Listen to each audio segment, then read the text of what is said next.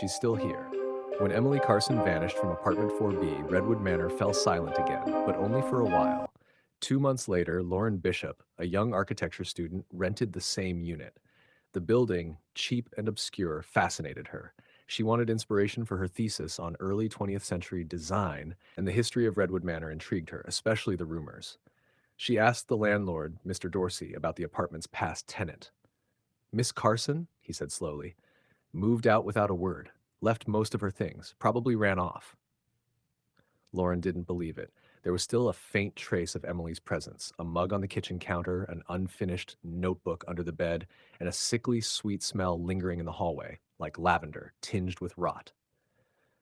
Then, on the third night, she found the door. Part 2. The door returns. It wasn't there when she moved in, but now it was at the end of the hallway, a dark red door, slightly cracked open, as if it had been waiting.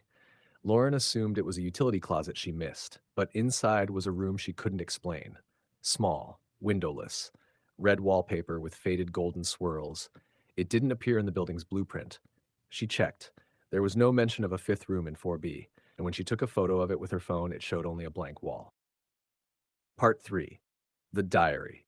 Lauren found Emily's notebook the next morning. The handwriting was frantic, pages scratched through in places, but one entry stood out. Open quote, "It doesn't want to be seen. The room watches. Every time I try to leave, it makes me remember something I buried deep, things I don't want back."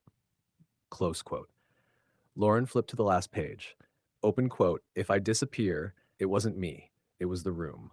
It took my face, my voice, and left me screaming behind the walls." Close quote. She shut the notebook, shivering. From the hallway, she heard a faint knock, coming from inside the red room. Part 4. The Walls Are Listening. Lauren spent the next week researching Marcus Vell, the original architect. She discovered that he lost his wife and daughter in a fire. After that, he became obsessed with restorative architecture, structures that could store human emotion, trap grief, contain memory. Rumors said he tested his theories on Redwood Manor. "Rooms should hold trauma," he once wrote, "so it does not hold us." Lauren couldn't stop thinking about the door. One night, she left her voice recorder running just outside it. The next morning, she played it back. There were whispers, a woman's voice shaking, "It's not just the room, it's what lives in the walls." Part 5. Something beneath Lauren started having nightmares. She stood in a red room, walls pulsing like flesh, voices moaning in the wallpaper. A figure stood in the corner, a woman with stitched lips and blood on her fingers. When Lauren woke, her hands were covered in dirt. She checked the hallway. The red door was gone again, but she could hear scratching behind the wall. She knocked, and something knocked back. Hush. Part 6. The Whisper's Name. One evening, while sketching the apartment layout, Lauren saw something change in real time. The hallway on paper grew longer. A new square formed at the end, Room X. As she stared at it, the words, "You found me," appeared in red ink across the paper. She ran to the hallway. The red door had returned, wide open. Inside, she saw someone curled in the corner, a woman, hair matted, skin pale. It was Emily Carson. "Help," Emily whispered. "It took everything." Lauren stepped inside. The door slammed shut. Part 7. Echoes and Traps.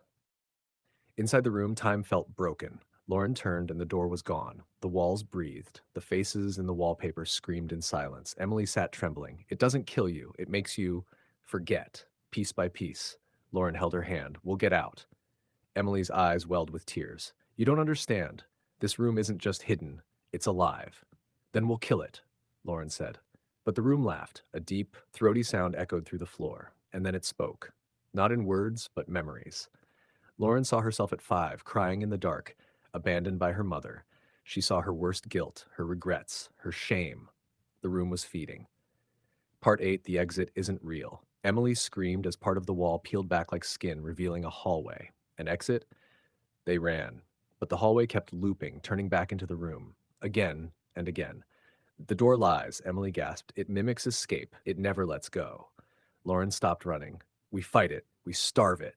She pulled out her lighter and lit the corner of the wallpaper. The flames caught fast. Screams erupted, not theirs, but from the faces in the wall. As the room burned, shadows writhed, voices shrieked, and suddenly, a door appeared.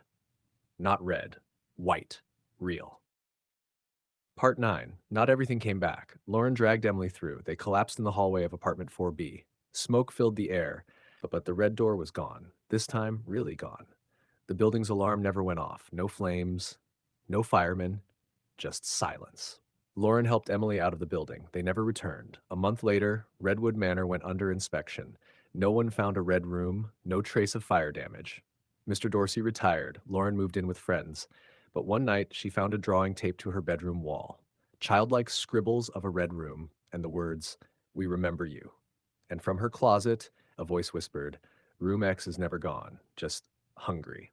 The If you liked this story, please subscribe to the channel and like the video.